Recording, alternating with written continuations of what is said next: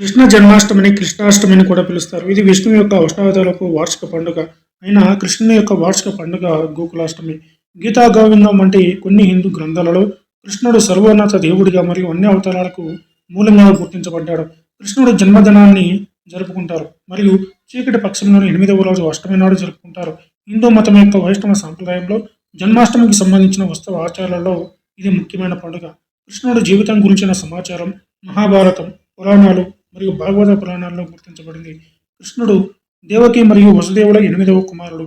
అతని పుట్టిన సమయంలో హింస ప్రబలంగా ఉంది, స్వేచ్ఛలు నిరాకరించబడ్డాయి మరియు కంస మహారాజు ప్రాణానికి ముప్పు ఏర్పడింది.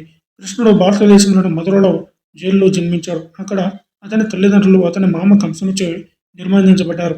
దేవకి వివాహ సమయంలో దేవకి యొక్క 8వ కొడుకు తన మరణానికి కారణమవుతాడని ఆకాశవాణి స్వరం ద్వారా కంసుని హెచ్చరించింది. ఈ ప్రవచనాన్ని ధిక్కరించే ప్రయత్నంలో కంసుడు దేవకిని మరియు ఆమె భర్తను ఖైదు చేశాడు. ఆమెకు పుట్టిన మొదటి 6 నవజాత శిశువులను వెంటనే చంపేశాడు. కృష్ణుడు జన్మించిన సమయంలో జైలు తలుపులు అద్భుతంగా తెరవబడ్డాయి. ఈ సంఘటనలో వాసుదేవుడు కృష్ణుడిని యమునా నది దాటి తన పెంపుడు తల్లిదండ్రులు యశోద మరియు నందుడు వద్దకు పంపేలా చేశాయి. ఈ జన్మాష్టమి రోజున ప్రజలు ఉపవాసాలు పాటించడం, కృష్ణుని పట్ల ప్రేమతో కూడిన భక్తి గీతాలు పాడటం మరియు రాత్రి జాగరణ చేయడం ద్వారా జరుపుకుంటారు.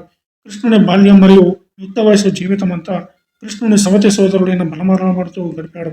వ్రజ, బృందావనం మరియు మధురలో వెన్న దొంగిలించడం, దూడలను వెంబడించడం, ఆవుల పెంపకం, ఆడటం మరియు కుస్తీ పోటీల్లో పాల్గొనడం వంటి ప్రధాన కార్యక్రమాల్లో బలరాముడు, కృష్ణుడు కలిసి పాల్గొన్నారు.